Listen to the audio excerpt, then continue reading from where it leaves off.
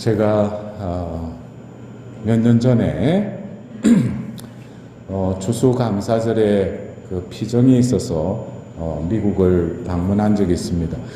근데 곳곳에 추리가 이렇게 있고 거기에 또 이렇게 추리 장식들이 있는데 그 밑에 보면은 메리 크리스마스라고 적혀 있는 것이 아니라 해피 할리데이라고 적혀 있더라고요. 그래서 곳곳에 가보면은 메리 크리스마스라고 적혀 있지 않아요. 이제는 이 성탄절이 그 말 그대로 그냥 하루 쉬는 그냥 휴일인 거예요. 그래서 어떤 종파에서는 왜 예수님 그것을 왜 특정 종교에서만 하는 거를 왜 그렇게 하느냐 할 정도로 그만큼 이 세상은 예수님의 오심에 대해서 무관심해요. 그러나 우리나라에서도 지금 뭐 백화점을 가거나 거리를 가보면은 어떻습니까? 추리가 다 있고 또 캐롤송도 이곳저곳에서 울리고 있죠. 그러나 과연 예수님의 그 오심을 되새기고 그 탄생의 기쁨을 느끼기 위해서 그런 장식을 해놓은 게 아니죠. 근데 심지어 우리 성당 내에서도 성탄 대축일을 분명히 전례력에 의해서 4주간의 대림 시기를 지내고 우리는 성탄 대축일을 맞이했어요. 그리고 마련된 구요에 아기 예수님께 우리는 경배를 드렸습니다. 근데 여러분들 어떠세요? 과연 나는 이 성탄의 의미를 어떻게 이해하고 받아들이고 해석하고 있는지.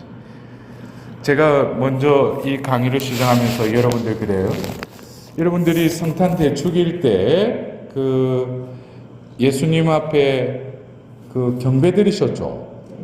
근데 그 경배 드린 예수님이 2000년 전 베들레헴에서 태어나신 그 예수님께 경배 드리셨어요? 그러면 지금 우리 가운데 태어나신 예수님께 경배 드렸어요? 그게 정답이에요? 예. 그러나 우리가 이 성탄 대축일의 경배는 지금 이 자리에 우리에게 태어나신 예수님께도 경배 드리는 것이지만 궁극적으로 우리는 우리가 해야 될 이 경배의 순간은 예수님이 두 번째 오셨을 때 그분 앞에 나아가서 사람의 아들 앞에서도 경배를 드려야 돼요. 그러면은 세 시점이 있죠. 첫 번째 오셨을 때 예수님께도 우리는 경배를 드려야 돼요. 왜? 아직까지 우리가 첫 번째 오신 그 예수님을 받아들이지 않았기 때문에, 알아보지 못하기 때문에 예수님이 다시 오신 거예요. 그러나 지금 이 현재에 우리가 맞이하는 이 예수님은 그냥 오늘로서 이 대축일로서 끝내는 것이 아니라 궁극적으로 무엇을 향해 있습니까? 그것은 두 번째 오심을 향해 있다는 것이죠. 그래서 여러분들이 대림 시기에 우리가 교회에서 성찬례 때 대림 감사송을 이렇게 바쳤습니다. 여러분들 대림 감사송 일일하고 해서 대림 제1주일부터 12월 16일까지 바치는 대림 감사송 1을 보면은 분명한 첫 번째 오심과 두 번째 오심에 대해서 수록하고 미사 때마다 기도를 바쳤어요. 첫 번째 오심은 예수님께서 어떻게 오셨어요? 비천한 인간으로 오셨죠. 비천한 인간으로 오셨다는 거예요. 그래서 저는 이 첫 번째 오심을 어떻게 비유를 하냐면은 별처럼 오셨다. 근데 별이 우리가 밤마다 하늘을 보면 별이 있지만 우리가 어떤 시골이나 외딴 곳에 가면은 하늘을 쳐다보면은 별이 더 많이 보이죠. 예? 왜 그래요? 이 지상의 불빛 때문에 하늘에 떠 있는 별들이 안 보이는 것 뿐이지 하늘에는 총총히 별들이 빛나고 있죠.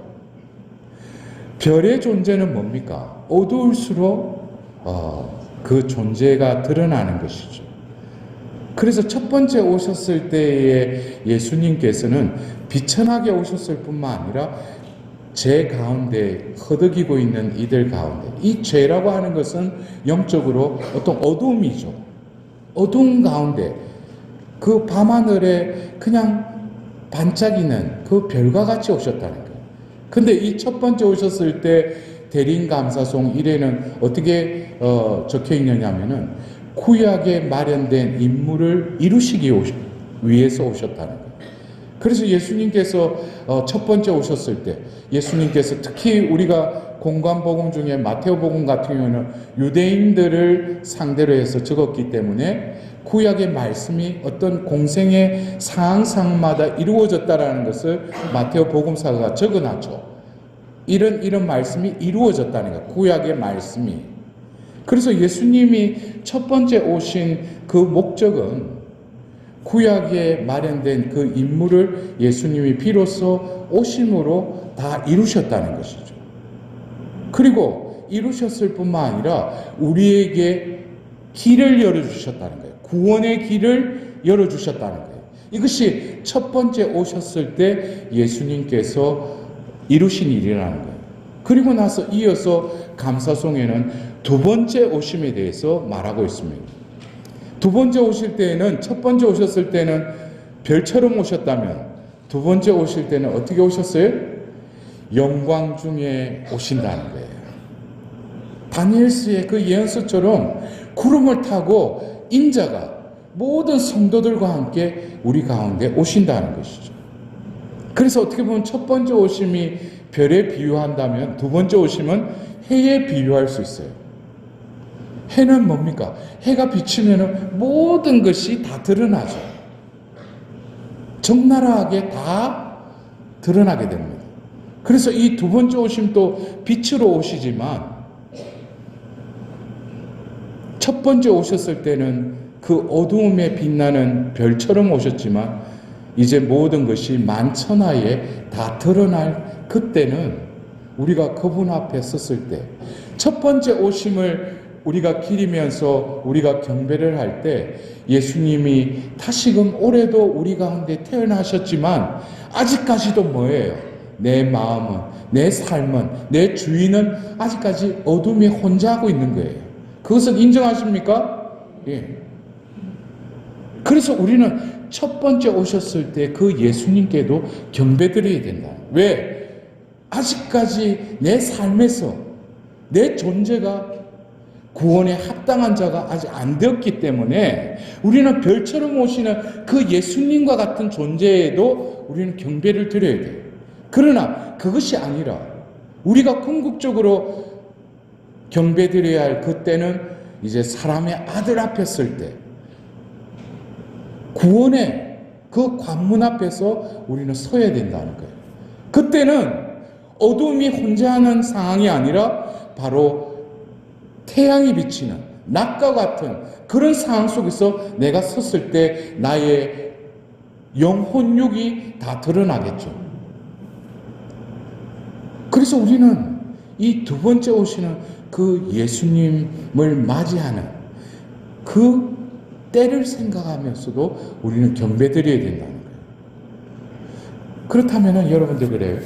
우리가 첫 번째 오신 예수님, 또 두 번째 오실 그 예수님, 그리고 우리는 뭐예요? 이 중간 시대를 살고 있죠. 그래서 우리 그리스도교 신앙을 종말론적인 신앙이라고도 하지 않습니까? 내가 살고 있는 이 하루가 달력의 하루이기도 하지만은 우리에게는 뭡니까? 바로 종말의 때라는 것이죠. 종말이라고 하니까 여러분들 그래요. 세상에 지진이 일어나고 전쟁이 일어나고 그러니까 이 마지막 때가 가까웠는가. 그러나 예수님께서는 뭐라고 하셔요? 그런 일이 있더라도 두려워하지 말라 그랬어요. 사람의 아들이 오실 때는 누구도 상상하지 못하는 방법으로 그 때에 오신다는 것이죠. 그래서 예수님의 여러 공생애의 말씀 중에 뭡니까? 종말에 관련된 비유의 말씀을 또 들려주시죠. 그렇다면은 이 종말론적인 신앙 생활을 하고 있는 우리들에게 올해도 어김없이 예수님은 우리 가운데 태어나셨어요. 우리는 현재의 우리와 함께 하시는 임마누엘의 아기 예수님께도 경배드렸죠. 경배드린 우리는 성탄 성가와 더불어서 진정으로 하나님께 찬미 찬양을 드려야 됩니다. 그러나 이제 조금 있으면 이제 성탄 시기가 지나고 이제 공연 시기가 되고 또 지나다 보면 또 뭐예요? 연중 첫 번째 시기를 맞이하겠죠. 그러다 보면 성탄이 그냥 지나가는 것이 돼요. 그러나 여러분들 그래요? 처음과 마지막의 주인은 누구십니까? 나는 알파요 오메가다. 새해를 여는 이 대림 시기에 우리는 오소서 하고 예수님을 불렀죠. 이게 첫 번째 오심의 그 메아리로 하늘에 전달되어서 올해도 우리 가운데 오셨어요. 그리고 한 해가 지나고 나서 마지막 연중 제34주일에 우리는 어떤 대축일을 지내요? 온누리의 왕이신 만왕의 왕이신 그리스도 대축일로 한 해가 마무리됩니다. 이거는 뭐예요? 두 번째 오시는 예수님이죠. 그래서 우리는 첫 번째 오심과 두 번째 오심의 그 한 템을 뭐라고 해요? 한 해라고 하는 거예요. 세속력으로 1월 1일 해서 12월 31일 1일로 끝나는 그것이 한 해가 아니라 그리스도인에게 있어서는 첫 번째 오심과 두 번째 오심의 그 중간 시기가 바로 한 해라는 것을. 그리고 한 해라는 이 동안에 우리는 교회 안에서 뭡니까? 전례력이 흘러가고 있죠. 이 전례력은 다시금 전례를 통해서 뭡니까? 이 역사, 하나님의 구원의 역사하심을 전례 시기를 통해서 또 하나님께서는 이 교회를 통해서 은총으로 다시 재현하신다는 것이죠. 그렇다면은 여러분들 한 해 한 해 지내면서 한 살 한 살 내가 나이를 먹듯이 내가 세례를 받고 지금 여러분들 몇 번의 이 전례력을 여러분들 맞이하고 있어요. 어떤 분들은 나는 뭐 보니까 수십 년이 됐네. 수십 년 동안 한 해의 전례력 이것을 통해서 하나님께서 원하시는 것은 궁극적으로 우리에게 하나님께서는 무엇을 주시기로 했어요? 그래서 제가 아까 말씀드린 대림감사송 1회는 첫 번째 오심에 대해서 그렇게 기도하고 나서 두 번째 오심에 대해서 이야기하면서 첫 번째 뭐예요? 영광 중에 오신다는 거예요. 그리고 나서 뭐라고 기도하느냐 하면은 믿는 이들에게 하나님은 무엇을 주신다고 그랬어요? 상급을 주실 것이다. 상급. 여러분들 무슨 상급을 받고 싶으셔요? 예수님만이 주실 수 있는 상급이 어떤 상급이에요? 예? 영원한 생명, 다른 말로 하면 구원, 또 다른 말로 하면 하나님 나라. 우리가 받아야 될 것은 영원한 생명이에요. 구원이에요. 하나님 나라에 우리는 들어가야 돼요. 이것이 바로 하나님만이 주실 수 있는 상급이지 않습니까? 그래서 그 감사송에는 두 번째 오심의 마지막 기절에 뭐라고 하잖아요. 그래서 우리는 지금 이 현실에 깨어서 준비하게 하소서라고 기도하였어요. 그러면은 우리가 이 8일 축제 내에 이 기도 모임에서 저는 올해 여느 때와 같이 성탄 대축일을 맞이하고 성탄 대축일 아침에 일어나서 이제 미사를 준비한다고 이렇게 하는데 제 마음속에 아까 제가 선포했던 그 말씀, 여러분들 잘 아시는 그 요한복음 그 1장의 14절, 요한복음 1장 14절, 말씀이 사람이 되시어 우리 가운데 사셨다. 이 말씀이 저에게 이렇게 뚝 치는 거예요, 저를. 말씀이 사람이 되시어 우리 가운데 사셨다. 여러분들 말씀이 사람이 되신 분이 누구예요? 예수님이죠. 예? 말씀이 사람이 되시어 우리 가운데 사셨다. 근데 이 사람이라는 거, 말씀이 사람이 되셨다고 그랬죠. 그 예수님이라고 우리는 알고 있죠. 근데 나도 그렇고 너도 그렇고 우리는 다 뭐예요? 사람 아니에요? 사람이죠. 그래서 제가 문득 올해 성탄 대축일 아침에 이 요한복음 1장 14절의 말씀이 저에게 이렇게 와닿으면서 어떤 생각이 됐냐면은 어제 밤미사 때 분명히 예수님을 모시고 그 앞에 경배를 드렸는데 말씀이 사람이 되셔 우리 가운데 사셨다 그러는데 내가 되셨구나. 말씀이 사람이 되셨는데 이 성탄 대축일에 예수님이 나가 되셨다는 거예요. 나도 사람이죠. 여기서 말하는 사람은 2000년 전 베들레헴에 태어난 예수님이기도 하지만 결국 신이 인간이 되신 것은 인간을 구원하기 위해서 아닙니까? 근데 여러분들이 그래요. 성탄 대축일 남미사에 우리는 미사 때마다 봉기도문을 바치지 않습니까? 사제가. 그럴 때 성탄 대축일 남미사 봉기도문을 이렇게 보자면 하나님은 인간을 어떻게 창조하셨다고 했어요? 하나님의 모습으로 창조하셨다고 했어요. 그러면서 이어지는 기도가 오묘히 창조하시고 더 오묘히 구원하셨으니 라고 이렇게 기도를 바치고 있어요. 그리고 이어서 말하면 하나님께서 인성을 취하셨죠. 인간이 되신 그 신성에 저희도 참여하게 하소서라고 기도를 바치고 있어요. 여러분들 그 기도문이 어쩌면 성탄 대축일 낮기도 남미사 봉기도문인데 이 기도문에 성탄의 또 다른 차원의 의미가 숨겨져 있어요. 예수님이 인간이 되셨다라는 것은 예수님은 또 창조주이기도 하시죠. 구원자이시면서 창조하신 분이 창조한 존재가 되셨죠. 신이 인간이 되셨죠. 신성을 지니신 분이 인성을 취하셨죠. 근데 그 봉기도문에 처음에 뭐예요? 하나님께서 인간을 어떻게 창조하셨다? 하나님의 모상으로 창조하셨다. 그러면은 여러분들 우리의 존재가 하나님의 모상이라고 하는 것은 창세기 1장에 나오듯이 우리와 비슷하게 우리를 닮은 존재라는 거예요.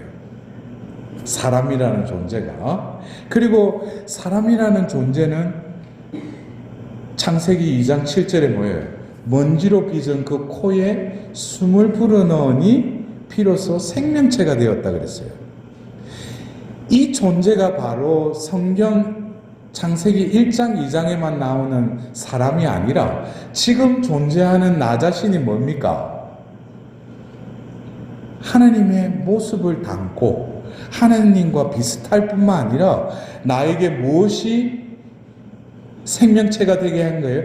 바로 하나님의 숨이 불어넣어짐으로써 내가 존재케 됐다는 그 사람이 지금 존재하는 우리가 아닙니까? 왜 이렇게 대답이 시원찮아? 그 존재가 지금 내 존재하는 나가 아닙니까? 근데 그러한 존재가 어느 때에 내가 세례를 받았어. 세례를 받고 하나님 자녀가 내가 되고 싶어서 될 수가 있어요? 하나님께서 거저 나를 하나님 자녀로 삼으신 거예요. 하나님 자녀로 삼았다는 것은 오늘 제가 그 요한복음 1장 9절부터 제가 봉독해 드렸는데 참빛이 왔어요. 그러나 세상은 그분을 알아보았어요? 알아보지 못했다고 그랬어요. 그리고 알아보지도 못하니까 맞아들이지도 못했다 이거래요. 그러나 이어서 요한복음 1장 12절에는 그분께서는 당신을 받아들이는 이들, 당신의 이름을 믿는 모든 이에게 하나님의 자녀가 되는 권한을 주셨다 그랬어요.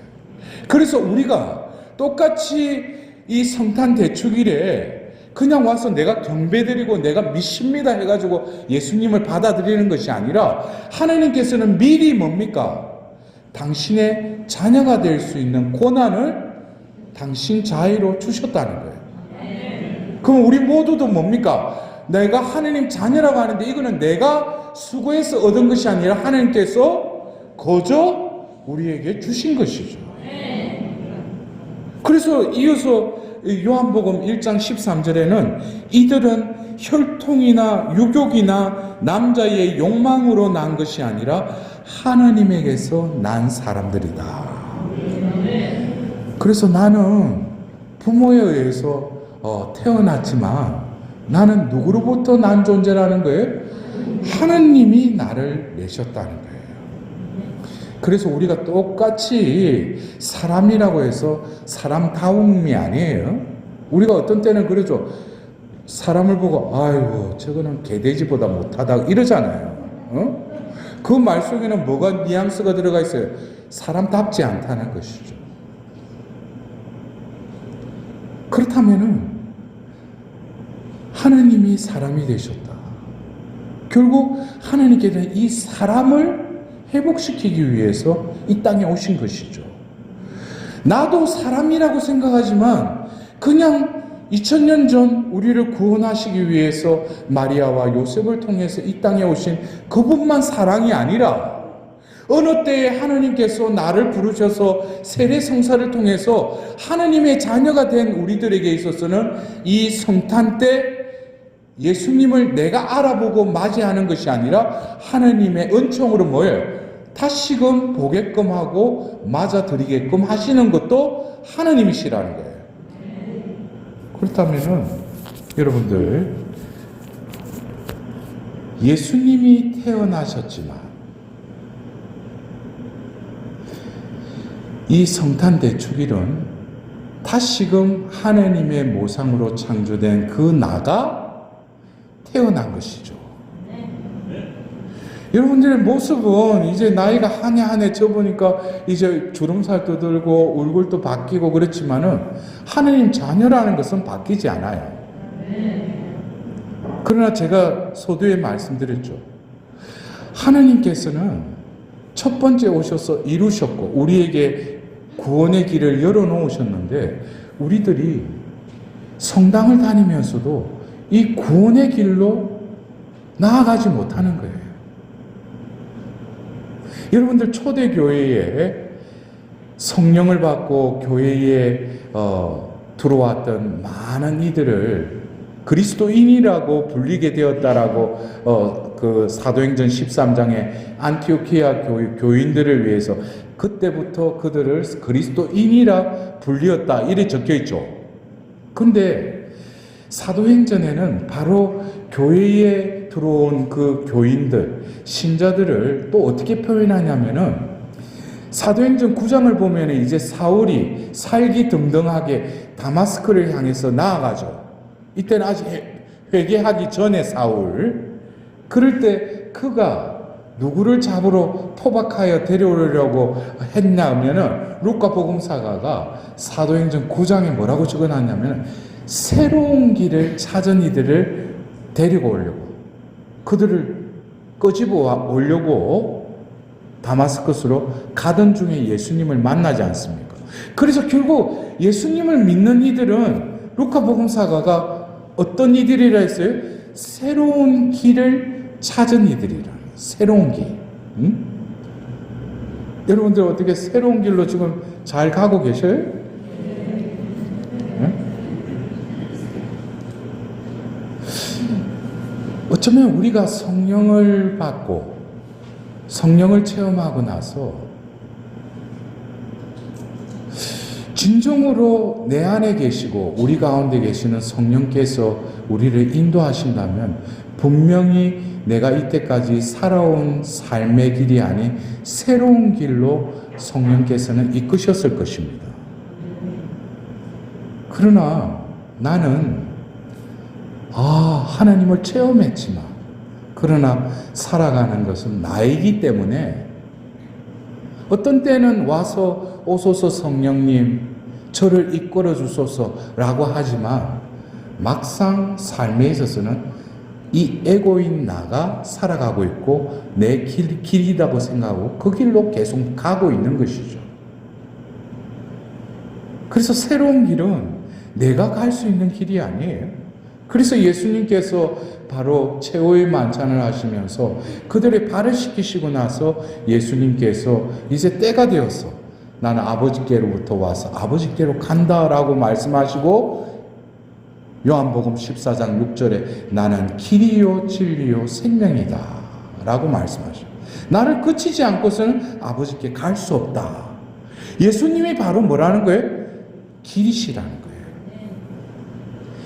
나의 길이 아니라 예수님이 몸소 내 인생의 길을 펼치시고 이끌어 주신다는 거예요. 그 길에 순응하면서 나아갈 때 내 편에서는 뭡니까? 새로운 길이 되는 것이죠. 그래서 제가 이 새로운 길을 어떻게 하면 이 신자들이 이해할까? 그럼 옛길, 옛길은 뭐냐? 그것은 운전을 하면은 운전석에 내가 앉아 있는 거예요. 내가 앉아서 내가 익숙한 길, 어떻게 하면 더 빠르게 가는 길, 또 어디에 가면 교통이 막히는 길, 이 길을 자기 나름대로 경험을 통해서 알고 있는 그 길대로 살아가는 것이 옛길을 살아가는 사람들이에요. 그러나 새로운 길을 찾은 이들은 그러면은 어떻게 해야 되느냐? 일단은 운전석에서 내려야 돼. 왜? 이 새로운 길은 자기가 갈 수 있는 길이 아니니까. 그 운전석에 내리면 누가 딱 타죠? 누가 타셔요? 길이신 예수님이 타셔. 그리고 내보고 어떻게 조수석으로 가래. 그럼 난 조수석에 앉아 있으면 돼. 근데 운전을 하시는데, 예수님께서 운전을 하시는데, 내가 기존에 경험적으로 내가 살아온 어떤 내 삶의 연륜으로 이 길을 가면 분명히 교통량이 많고 길이 막히는데 예수님은 다짜고짜 그 길로 가셔. 그러면 옆에서 뭐예요? 예수님 이 길 말고 저기에 그래도 예수님 좀 있어봐라. 그래도 거기 말고 저쪽으로 가야 된다고. 좀 가만히 있어. 근데 좀 막히는 것 같으면은 예수님은 실시간으로 모든 위성보다도 이 도로의 상황을 잘 아시기 때문에 자기가 분명히 가면 이게 막히는데 안 막히는 거야. 이거를 몇 번 경험을 하고 하니까 뭐예요? 말이 없어져. 그리고 어떻게 해요? 운전석에 하는 예수님이 이끄시는 대로 그냥 맡기는 거예요. 나는 그냥 편안하게 옆에서 자고 있으면 돼. 그럼 어느 순간에 목적지에 다 있어. 이야, 이러한 또 세상이 있구나. 그것이 새로운 길을 찾은 이들이에요. 그렇다면 여러분들 그래요? 우리가 한 해를 이제 하나님께서 다시금 올해도 대림 일주일로 한 해를 열어주셨어요. 그리고 4주간의 대림 시기를 끝내고 우리는 성탄 대축일을 맞이했어요. 그리고 또 이 성탄 대축일 또 8일 축제가 지나면 또 조금 있으면 공연 대축일과 공연 또 8일 축제가 이어질 거예요. 근데 이것을 토막내어서 지내다 보면 올해도 뭡니까? 가보니까 보니까 머리에 죄를 얹으면서 사람아 먼지에서 왔으니 먼지로 돌아. 그러면 사순시계, 그러면 이번 사순시계 때 뭘 한번 끊어볼까? 그러다가 조금 있으니까 뭐예요? 그러면 보라 십자가, 그러다가 한번 와서 십자가 절하다가 또 조금 있으면 뭐예요? 그리스도 우리의 비다고 그러니까 이게 부활이구나. 그러고 뭐예요? 그리고 조금 있으니까 본당에서 떡 주고 보면 계란 하나씩 주니까 이게 부활이구나. 그리고 또 조금 있으니까 보면 성령 대축, 강림 대축이라니까 또 뭐예요? 그 빨간 색종이에다 또 니 뭐 받았노? 올해는 내 이거 받았다. 그리고 보면 또 성령 강림 대축이죠. 그러다 보면 연중식이 그것도 한 해 또 지나가요. 여러분들, 신앙생활이라는 것은 내가 하는 게 아니에요. 내가 성당에 오고 싶어서 왔다고 생각을 해요. 근데 그 순간도 하나님께서 각자의 때가 되어서 여기로 부르신 것이죠. 그렇다면 부르신 분이 이 신앙의 삶도 그분이 이끌어 가시는데, 우리가 이때까지 가장 걸림돌, 방해물은 이 세상이 아니에요. 바로 난데, 그러면 나를 하느님 모습대로, 하느님 모상으로 창조하셨던데, 그리고 에페소서에는 그래요. 여러분은 하나님의 작품입니다. 그랬어요. 작품도 작품을 만드는데 이러한 하가이며 또 조각가가 어디 있겠어요? 일란성 쌍둥이도 다 다르잖아요. 어떻게 보면 이 몇십억의 인구의 그 사람들이 다 가지각색이야. 각자의 고유한, 그러나 그 모습들은 다 뭐예요? 하나님의 모습을 지니고 있다는 거예요. 그래서 하나님께서는 올해도 우리 가운데 태어나셨어요. 근데 제가 그랬죠. 올해 성탄 대축일 아침에 저에게 와닿았던 요한복음 1장 14절, 말씀이 사람이 되시어 우리 가운데 사셨다. 여러분들, 우리는 말씀과 함께하죠. 말씀을 언제든지 들으려면 들을 수 있죠. 그럼 미사 때마다 우리는 말씀을, 천상의 만나를 우리는 받아 먹어요. 우리는 말씀을 먹는 이들이에요. 또 말씀을 성모님과 같이 간직하는 이들이에요. 그리고 말씀을 실행하려는 이들이에요. 그렇다면은 우리 존재가 바로 요한복음 1장 14절에 말씀이 사람이 되시오. 그럼 나도 말씀으로부터 났다는 거예요. 말씀 안에 살아야 된다는 거예요. 또 말씀을 실행해야 된다는 거예요. 그럼 말씀과 나의 존재는 뗄래야 뗄 수가 없죠. 그래서 예수님이 하느님 나라의 비유 말씀할 때도 씨 뿌리는 비유를 드시죠. 그 씨에 대해서 이야기하시죠. 말씀이 떨어져요. 그리고 내가 30배, 60배, 100배의 열매를 맺는 것이 아니라 말씀이 내 안에 머무를 때 바르고 좋은 땅에서는 30배, 60배 열매를 맺으시는 분도 말씀이셔요. 그래서 우리는 이 성탄 대축일에 말씀이 사람이 되셨다는 거예요. 이것은 예수님이 태어나셨는데 곧 하나님의 모습으로 창조된 나를 회복시키기 위해서 다시금 올해도 내가 되셨다는 거예요. 근데 내가 됐는데 나도 있잖아. 여기서 신앙생활이라고 하는 것은 이 나라고 하는 이 에고를 죽여야 돼요. 그래서 여러분들 그래요. 우리가 예수님이 공생애 때도 내 제자가 되려면 나 자신, 자기 자신을 버리고 제 십자가를 지고 나를 따라야 된다 그랬죠. 그리고 심지어는 자기 부모를, 자기 가족을 미워하지 않으면 나의 제자가 될 수 없다. 아이고, 내가 보면 성당 와서 미사 예물 넣고 내가 지향으로 바치는 우리 이런 사람들 위해서 계속 비도 바치는데 왜 예수님은 미워하지 않으면 나의 제자가 될 수 없다고 말하는가? 그거를 존재론적인 차원에서 이해하지 못하면은 자기 식대로 신앙생활을 하는 것이죠. 그렇다면은 여러분들이 그래요. 지금 존재하는 나가 나라고 생각할 수도 있어요. 근데 가짜 나이기도 해요. 그것에 대해서 바오로 사도는 로마서 7장에 이렇게 고백하고 있어요. 여러분들에게 한 법칙을 말씀드리겠다고. 그러면서 자신의 내면을 들여다보니까 자신은 선을 행하려고 하는데 악을 행하고 있다는 거예요. 그래서 자신의 내면을 보니까 선한 일을 해야지 하고 마음 먹고 그렇게 하려고 하는데 그 옆에 뭐가 도사리고 있다고 그랬어요? 죄가 도사리고 있다. 그러면서 바오로 사도는 고백합니다. 나는 참으로 비참한 인간입니다. 여러분들, 신앙생활은 내가 세례받았고 내가 미사 참여했고 내가 기도했다는 그 나를 제대로 정립을 해야 돼요. 그러나 우리는 이 세상에 태어나서 나라고 하는 그 존재를 에고의 개념으로 이해하고 있어요. 그러면 제가 어떤 때는 조금 형이상학적인 질문인데, 여러분들 존재하는 자예요? 그러면 저 신부가 뭔 소리 하는, 철학 강의하는 거다. 근데 여러분들, 나는 존재하는 게 아니에요. 왜? 떨기나무에서 모세에게 나타나신 그 하나님께 모세가 물어보죠. 내가 이스라엘 백성들에게 당신을 누구라고 할까요? 그러니까 예수님은 나는 곧 나다.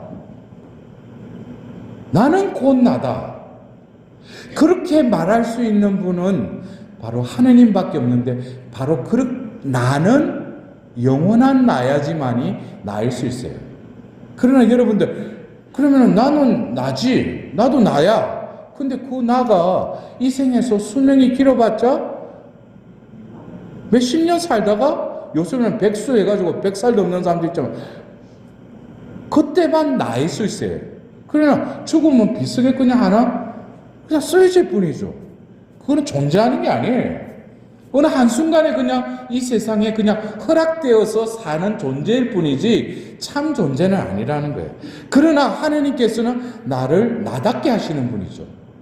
왜? 나는 유한하고 보잘것없는 존재임에도 불구하고 신앙을 선물로 주셨을 뿐만 아니라 나에게 무엇을 약속하셨어요? 영원한 생명을 약속하셨죠. 내가 이 생을 살더라도, 내가 언젠가는 하나님께서 허락한 수명이 다해서 이 생을 떠날지라도 나는 영원히 사는 자가 될 수 있어요. 왜? 예수님을 믿음으로써. 그러면 그 사람은 조금 있으면 죽지만 그 사람은 죽은 게 아니죠. 그 사람은 뭡니까? 진정한 나로 살아가는 것이에요. 여러분들 이것을 분별을 잘 하셔야 돼요. 근데 어떻게 보면은 이 세상은 그 가짜 나를 살도록 계속 부추겨요. 그러니까 그 나는 뭡니까? 어떻게 이제 이 세상에서, 이 경쟁사에서 살아남기 위해서 많이 배우고 뭘 연마해서 남들보다 위에 서는 것이 세상의 가르침이지 않습니까? 그러니까 그걸 영어로 하면은 모든 것이 뭐예요? I can do it, I can do it. 나는 할 수 있다, 나는 할 수 있다. 그 나는 뭐예요? 가짜 나예요. 근데 신앙인이 되고 나서는 어떻게 고백해야 돼요? 그 나를 깨달았기 때문에 I can't do it. 나는 할 수 없다. 나는 할 수 없어요. 그러나 나는 할 수 있어요. 그 나는 뭡니까? 가짜인 나가 아니라 내 안에 함께 하시는 예수님이 내가 되게 하시는 그분이 함께라면 나는 할 수 있다는 거예요. 그래서 우리는 이 성탄이 그냥 예수님 탄생만 기리고 경배하는 때가 아니라, 내가 다시금 회복하기 위해서 하나님이 자비를 베푸시고 나에게 자비를 보이신 것이 바로 이 성탄 대축일의 또 다른 차원의 의미라는 것이죠. 그렇다면은 저는 그래서 어떻게 보면은 제가 속해 있는 공동체에서도 매년 뭐예요? 그 아기 예수님, 우리가 볼 땐 그냥 인형이죠. 근데 매년 또 하고 성수를 뿌리고 축복을 하고 그 예수님의 현존을 느끼면서 그 앞에 경배를 해요. 그러나 매년 우리 가운데 태어나신 이 예수님은 응행하고 다시금 태어나셔요. 우리 가운데. 그럴 때 여러분들 안 그래요? 자식을 낳아가지고 의사가 숨을 안 쉬면 그거 안 되잖아. 그러니까 엉덩이를 때리잖아. 어떻게 울어야 될 거 아니야. 그 울면서 동시에 뭐가 터지는 거예요? 숨이 뱉어지죠. 우는데 숨이 안 나고 어떻게 울 수가 있어요? 숨이 나와야지 울 수가 있죠. 그래서 저는 매년 성탄 대축일 이렇게 맞이하면은, 우리 신자들 있을 때는 그러니까 저 신분 좀 이상하다 그러는데, 응? 아무도 없을 때 성전에 가서 그래요. 싹 예수님 그 앞에 딱 가서 코에 입에 싹 소리도 듣고 냄새도 맡고 숨을 느끼려고.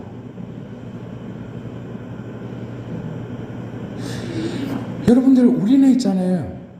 어떤 눈에 보이는 거, 그냥 어떤 예식으로 이렇게 끝내는데, 사람이 다시 태어났다는 것, 사람이 우리 가운데 사셨다라는 것은 숨을 쉬고 있다는 것이에요.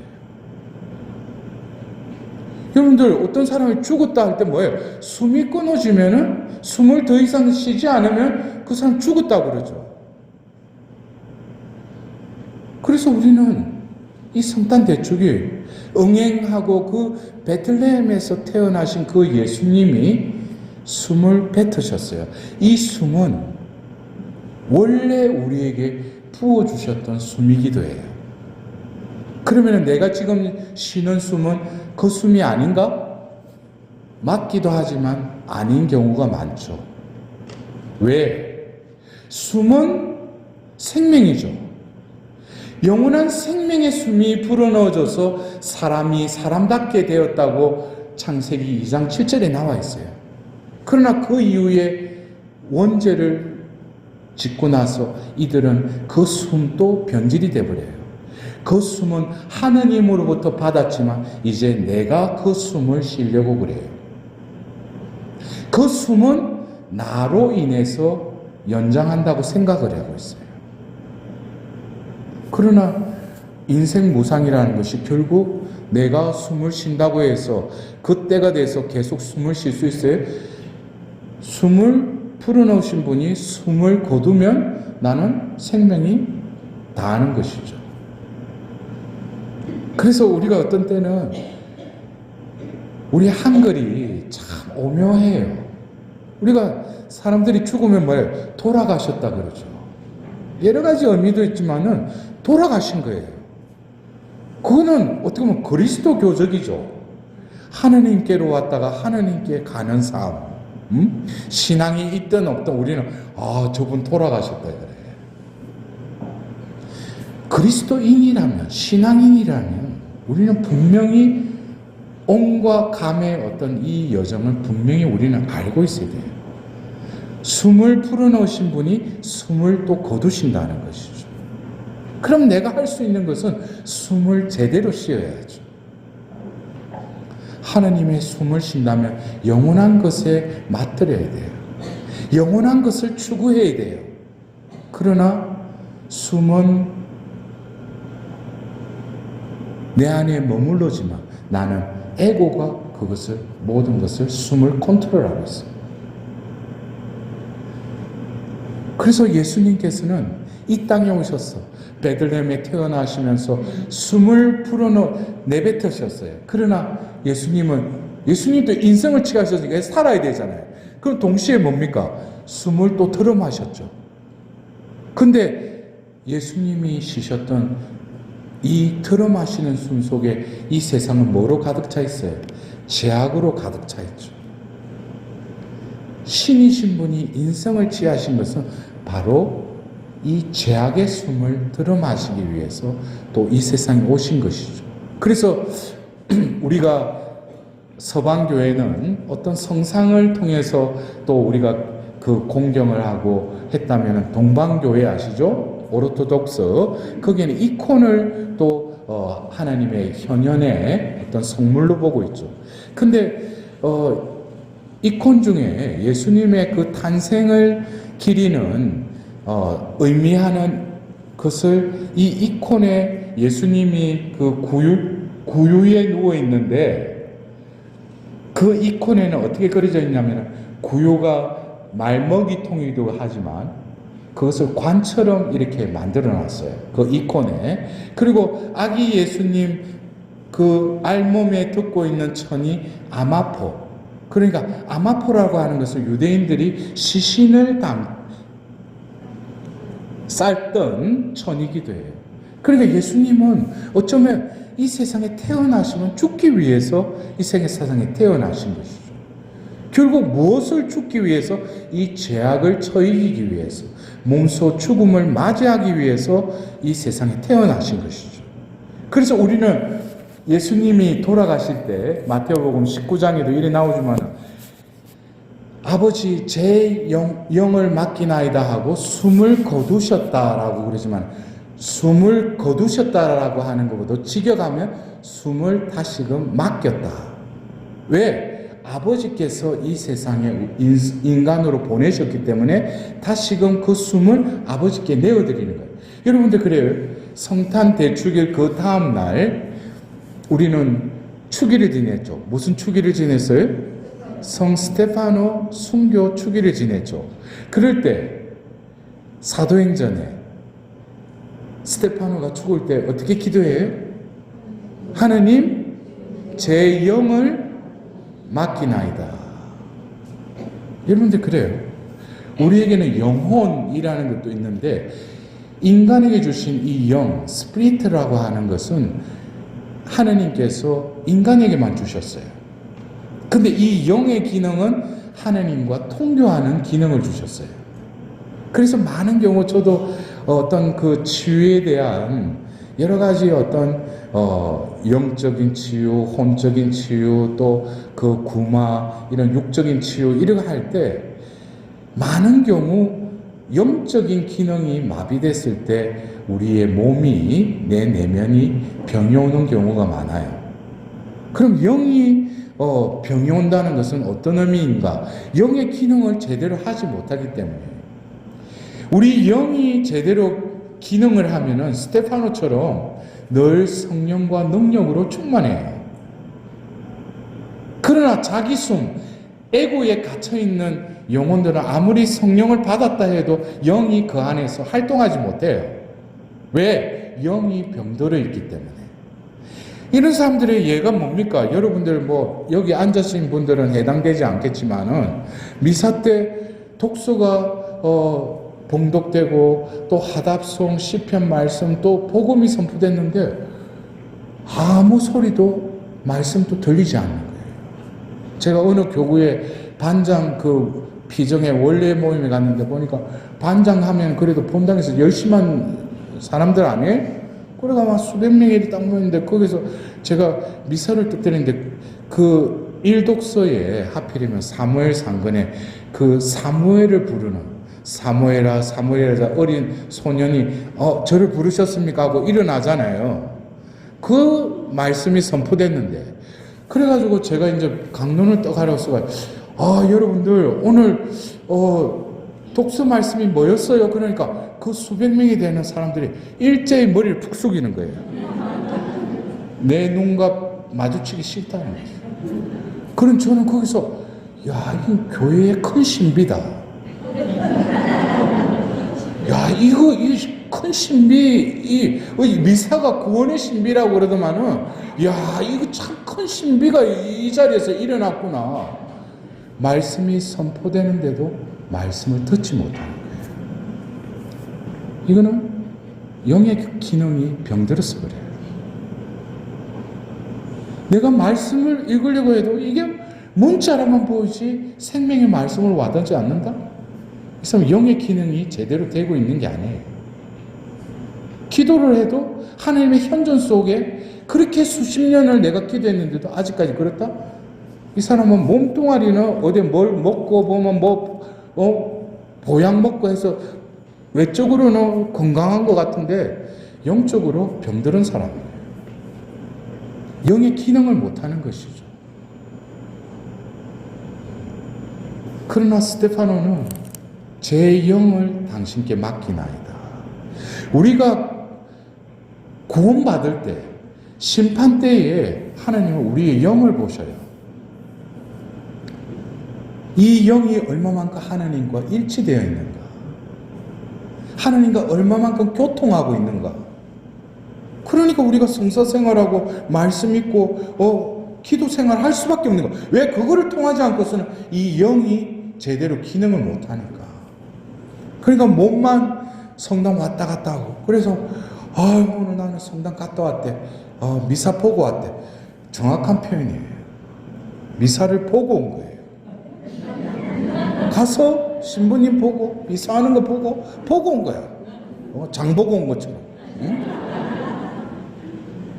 그거는 신앙생활이 아니죠. 어떻게 보면 자기 만족에 그냥 신앙생활은 이런 것이다. 그 규범 속에 신앙생활을 하고 있는 거예요. 살아있는 신앙생활이 아닙니다. 그래서 우리가 에제키엘서 37장을 보면 골짜기에 수두룩하게 쌓여있는 뼈들을 봤다고 그랬어요. 그 뼈들에게 에제키엘에게 뭐라고 예언하라고 그래? 숨아. 그리고 숨이 그들에게 닿으니 어떻게 됐다고 했어요? 그 뼈들이 붙으면서 힘살이 붙고 살이 붙으면서 다시금 일어나게 됐다고 그랬어요. 그 수가 엄청났다고 그랬어요. 여러분들, 내 몸뚱아리가 움직이고 생각하고 행한다고 해서 그 사람 살아있는 거 아니에요? 하느님이 보실 때 살아있는 하느님 앞에서는 내가 살아있는 자가 돼야 돼요. 나는 과연 살아있는 자인가? 우리는 오늘 지금 8일 축제를 지내는 우리들에게 우리 가운데 예수님이 탄생하셨어요. 태어나셨어요. 이것은 예수님의 탄생인 동시에 나를 다시 살리기 위한, 회복시키기 위해서 예수님이 나를 다시금 태어나게 하신 것입니다. 내가 다시 숨을 들이마시고 내쉬어야 돼요.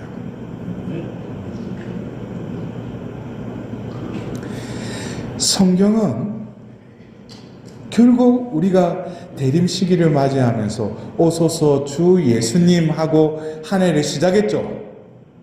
성경의 마지막 권인 요한 묵시록 마지막 장, 마지막 절, 그 전절 22장 20절에 똑같이 기도하고 있었어요. 오소서 주 예수님. 여러분들, 대림 시기 때만 오소서 주 예수님 하는 것이 아니라 언젠가는 우리가 서야 할 그분, 우리를 심판하시기도 하지만 우리에게 상급을 주실 사람의 아들이신 예수 그리스도, 우리는 그분 앞에 서야 하는 것입니다. 그래서 신앙생활은 제가 이 마무리를 하면서 저는 그래요. 성탄대축일 남미사 봉기도문에 나오듯이 우리를 하느님 모습으로 창조하셨다고 그랬어요. 지으셨다고 그랬어요. 이것에 대해서 에페소서 1장 4절에는 뭐냐면 하나님께서는 천지 창조 이전에 그리스도 안에서 우리를 거룩하고 흠없는 사람으로 삼으셨습니다 라고 말씀하고 계십니다. 이것은 원래의 우리의 존재됨이에요. 거룩하고 흠없는 사람. 그러나 여러분들, 나의 현 존재는 어떻습니까? 거룩하십니까? 흠이 없습니까? 저 자신도 거기에 대해서 그 말씀 앞에 바로 설 수 없어요. 원래 우리가 지원받은 그 존재 양식이라는 거예요. 거룩하고 흠없는 사람. 그렇다면은 우리가 이 생에서 신앙생활을 한다는 그 의미는 두 번째 오시는 그분 앞에 서는 것이라고 그랬죠. 그것에 대해서 데살로니가 1서 3장 13절에는 이렇게 말씀하고 계십니다. 모든 성도들과 함께 사람의 아들이 올 때 그분 앞에 흠없고 거룩한 사람으로 나설 수 있도록 준비하십시오. 여러분들, 신앙생활이라는 것은 내가 뭐 열심히 뭐 미사 참여하고 뭐 봉사하고 이거로 구원받는 게 아니에요. 지으신 대로 다시금 회복되어서 그분 앞에 서는 거. 그래서 신부님이 그 작곡 작사한 임서신 가시감, 여러분들 그 노래 아시죠? 성가. 그날 그 먼 훗날 님이 날 보고 날 닮았다 하소서. 예수의 존재로 변화되었어. 예수님이 나를 볼 때 너 나를 닮았구나. 그래서 에페소서 1장 4절에 원래 지음바대로 우리는 이 생에서 신앙의 선물을 받고 신앙의 삶을 통해서 다시금 회복되어서 그분 앞에 서는 것, 이것이 바로 뭡니까? 신앙의 삶이라는 것이죠. 그럼 신앙의 삶을 내가 어떻게 사느냐? 그것에 대해서는 갈라티아서 2장 20절에 이제는 내가 사는 것이 아니라 그리스도께서 내 안에 사십니다. 그게 영성생활이에요. 여러분들, 그렇다면은 오늘 여러분들에게 요한복음 1장 14절에 말씀이 사람이 되시어 우리 가운데 사셨다. 이것은 말씀이 나를 구원하기 위해서, 진짜 나로 회복하기 위해서 나가 되신 거예요. 그러셨을 뿐만 아니라 이제는 가짜 나로 살아가는 것이 아니라 진짜 나로, 예수 그리스도가 내 안에 사는 그 나로 올 한 해도 이 세상에서의 삶을 살아갈 때 우리는 이미 구원에 가까운, 이제 상급을 받기에 좀 더 합당한 존재로 우리 삶이, 내 존재가 변화될 것입니다. 여러분들, 성모님께서는 말씀하신 대로 저에게 이루어지기를 바랍니다 그랬어요. 이 피앗이라고 그러죠. 이것은 결국 말씀이 이루어져서 예수님을 잉태하고 낳으셨지만 이 기도에 우리의 이 한 해를 온전히 봉헌드려야 돼요. 말씀이 사람이 되셨죠. 말씀이 내가 되셨죠. 이제 뭡니까? 그 성모님의 피아처럼 말씀이 이루어지기를 바라야 돼요. 그럴 때 올 한 해 내가 살아왔던 삶과 또 다른 삶의 차원의 새로운 삶, 새로운 길이 우리 앞에 펼쳐지고 열릴 것입니다. 영광이 성부와 성자와 성령께, 성부와 성자와 성령의 이름으로 아멘.